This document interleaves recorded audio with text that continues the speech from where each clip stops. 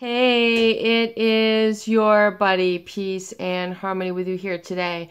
Much love going out to the empowered harmonizers, and we're zooming in and focusing in on a very cool and interesting topic, and that is really inspired from a great viewer question that is why does she go into the freeze mode?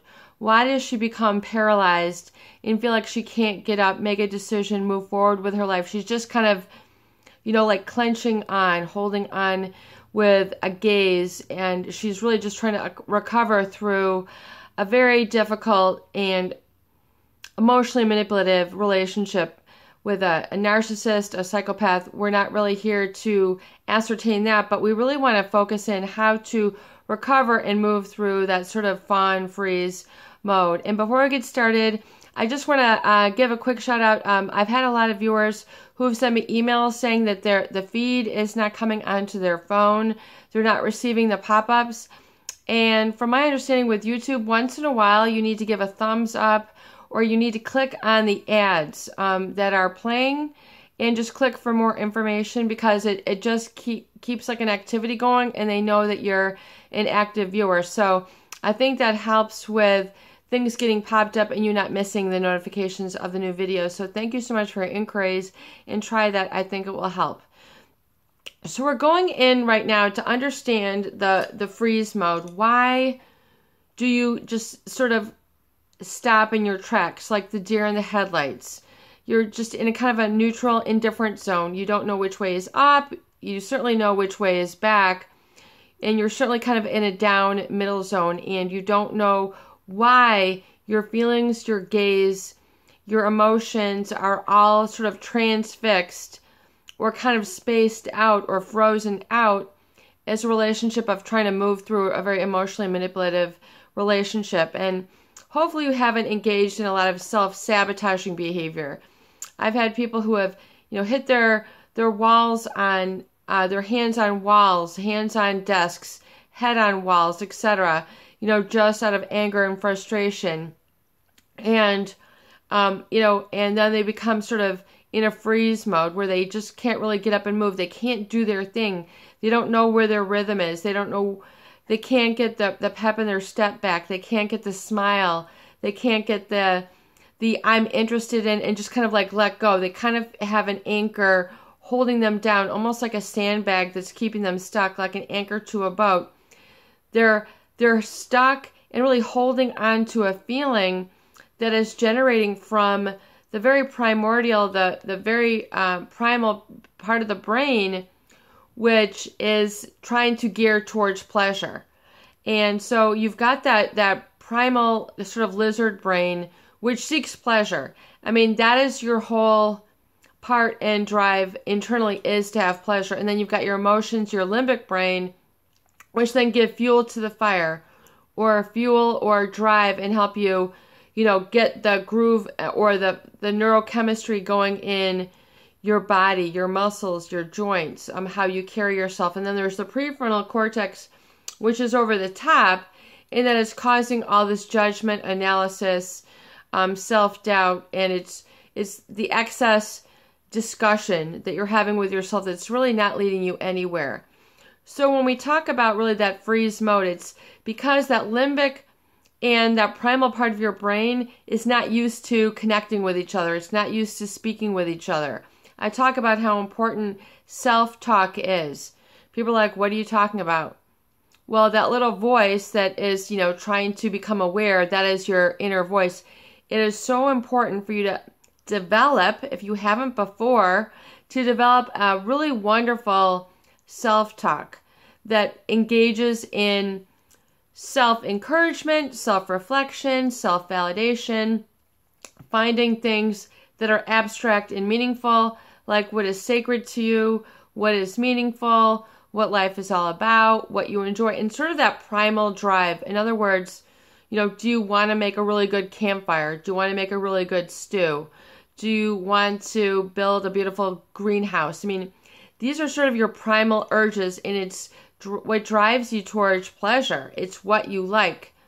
And that part of you was initiated or involved when you're in a relationship with an emotionally manipulative individual. In other words, you've got that primal drive, which is seeking pleasure, communication, peace, harmony, fulfillment of your hunger, your emotional hunger, your need for comfort, your need for clothing, your need for shelter, your need for sustenance, your spiritual, it's all there. However, when you're in a relationship with an emotionally manipulative person, you might find that that drive is thwarted, i.e. it is shut down, i.e. is extinguished. You might have received a lot of criticism, exposed this person, that they are not who they thought they were. So the alarms went off, the fire, the ambulance came out, the fire trucks. You were in that state of alarm. So that's that fight or flight. It's that freeze moment. In other words, it's trying to get wide-eyed. It's trying to assess the situation, and it's trying to then get an adrenaline response, a cortisol response.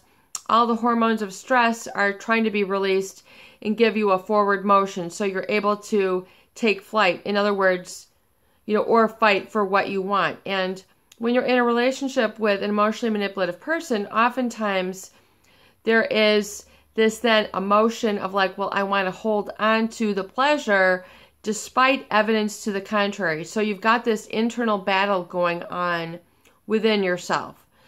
Talk about all the political stuff. Why don't you just deal with, the politicians, the critics, the do-gooders that are within your mind, within yourself, and then champion that limbic part, that do-good person, that humanitarian that wants to be creative, that wants to work for good causes. You can only know this by asking yourself the right questions and to understand what truly feels good to you, not what you have adapted and adjusted to and created as like a shell, or like we're talking about the pearl, the how the mollusk it'll excrete that sort of pearl-like mollusk coating.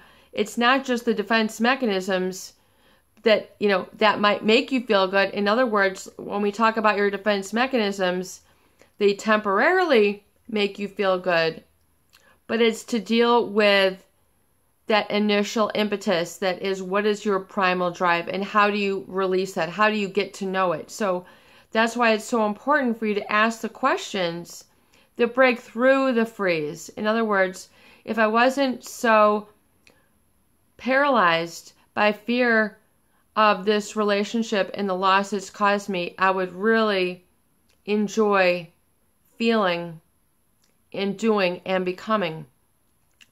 If I wasn't so made so small by this person, I would really love to. And the best feeling to me in the world is, and then fill it in. So it's like getting in touch and then liberating that solution, which you know yourself.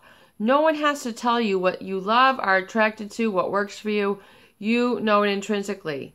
Okay? But that part of you has not been allowed to live. It has not been allowed to breathe. It's not allowed to get some sea legs to it. In other words, it hasn't been given, it's like a tiny little flame, which you need to kind of blow on and then get the oxygen to it so it can become its own self-generating fire within, or your passion.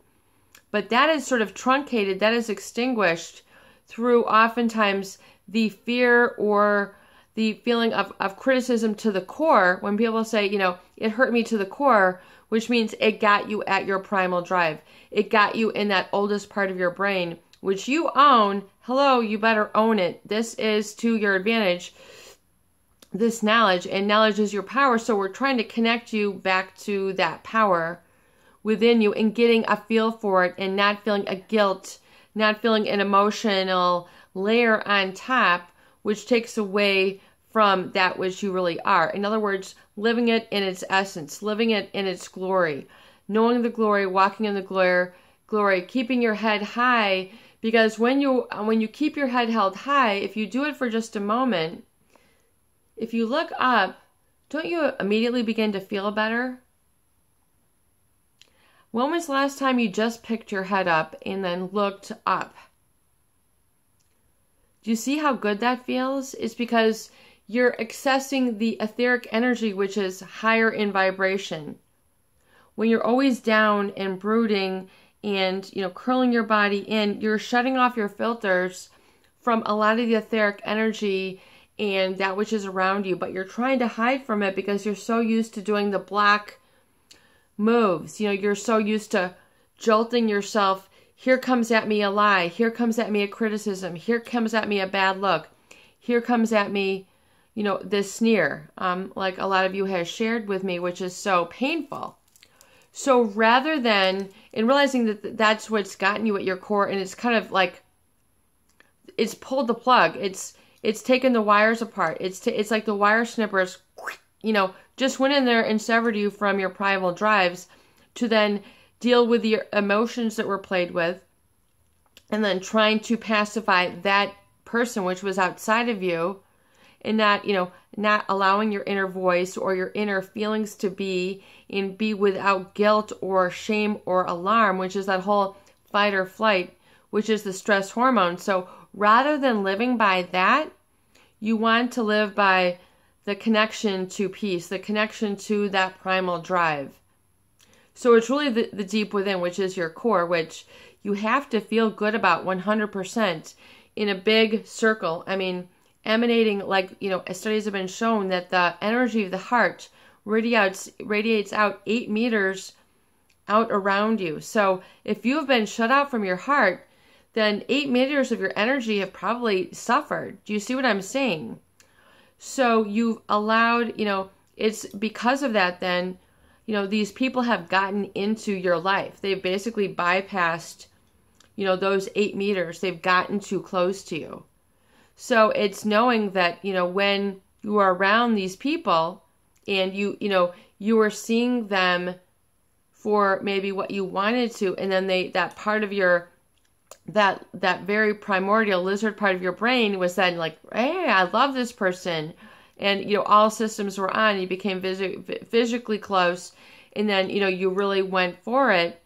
And then it's like now pulling it back. Okay. Whatever has been done is done. It's pulling back and getting in touch with that primal self, which is why we talk about the Affirmations. When I talk about astral, it's because I want you to look up and really encase yourself in this full kind of 8 meter vibration.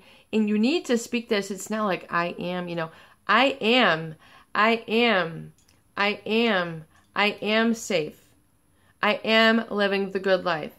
I do have a good life. I am in charge of my emotions. My emotions draw me to joy. And it's okay to go from joy to joy to joy to joy and still be aware and protect myself. It is okay to draw in the positive. It is okay. I am safe. I am brilliance. I am magnificence. I am glory. I am inspiration. I am that which is divine, and I acknowledge it within every day. So it's that speaking of that into existence, and it's allowing that to be, it's kind of like becoming the leader of yourself, which oftentimes is very scary because it's like, well, would I vote for me? Heck yes. So it's getting back in touch with that. So getting, when I talk about resensitizing yourself, getting in touch with your senses and allowing yourself first to come into a peaceful feeling, because you need to retract away from all those defense mechanisms, which are the adaptations you had to create. No, okay, let those go. No matter what amount of time, no matter what amount of energy, no matter how big a deal it was, it's just retracting from that and then coming back into a peaceful, calm body. Because oftentimes that's the very thing that you need, but you haven't allowed yourself to do because so much hypervigilance was called for in your being, and you could only survive with the hypervigilance, the defense mechanisms, the overspending, the overeating, the overdrinking. That became your life. It's like the defense mechanisms became your life rather than your true life becoming your life. Do you see the difference? I want it to be very clear cut, so you see it extremely clearly within yourself, so you can begin to categorize and see in a holographic sort of three-dimensional way why the defense mechanisms were in place, the role that they served, and that understanding the primordial, sort of really rudimentary, what people might call the authentic self. You know, I haven't had a chance to be my authentic self, be real. You know, that song like I'm Jenny on the Block. You know, she always talks about, you know, being, you know, becoming part of her success, but she doesn't lose track of who she is. So no matter then what forward steps and progressive steps that you make, realize that you will still stay in touch with that, and it'll become just bigger and stronger, and that you'll become more energetically stronger towards the positive, which will oftentimes be a direct contradiction to the negative or negated life that you've been living. So it is a journey. It's like, rather than taking a step down, it's like taking a step up, and, you know, within your feeling, and then physically looking, bringing your eyes up, because oftentimes people are so used to shielding themselves because of the hurt, right? You know, the block, you know, that is really what is needed for you to get into those, you know, those feel-good feelings. You need to go to that really base. You need to make those affirmations. Oh, I feel weird doing that. Okay, great. I mean, that means you're healing. That means you're doing it. You know, you need to do it. You need to do it and then see the effects. You know, if you have fear and trepidation, just put that aside and just do it. Begin your affirmations. Hold yourself accountable to your calendar. The automatic writing in the morning, the recovery date, going out and taking out that very sort of image of yourself that you have identified within your I wants, within that primal authentic self. In other words, taking out that inner sculptor, that inner painter, that inner musician, that great person, that magnificent lover, taking that person out and getting a chance to experience yourself in connection with life in a very solitary way, taking it out in, like, I don't care if you take yourself out for ice cream, coffee, take yourself out on a date, a recovery date. In other words, embody the feelings, emotions, and mindsets of that recovered person without the ruminations, without the guilt, without the dressing for them. It is getting a sense of yourself independently, and then how you would then like to be treated, getting a kind of a feel for that, a feeling of boundaries, a feeling of holding yourself accountable, that self-respect, that wholeness, you know, finding what catches your eye, what your ear, making note of that, getting really serious, but also getting really playful. I mean, serious meaning that you're committed, but getting a sense of being playful with it. You know, it's almost like a play date with yourself, where you can take that healed person out and get a chance to play with it, and so you know it, and then you will bring that healed self with you into your life, your job, your future lover, your future family, you know, your future studies, whatever it is, you're bringing that forward, and you're, you know, little by little. It only has to be a little baby step, and do it, you know, even if you're giving it 15 minutes. Hey, I went 15 minutes. Go 20 minutes. Go hey, I went half an hour. Hey, I went an hour. Build little steps, and you'll get a feeling for what it takes, and you will go at your own pace, but go where you will, because if you're always trying to hold yourself back, oftentimes that takes more energy than just moving it forward. This is your life. Much love to the Empowered Harmonizers, and I hope that these videos do help.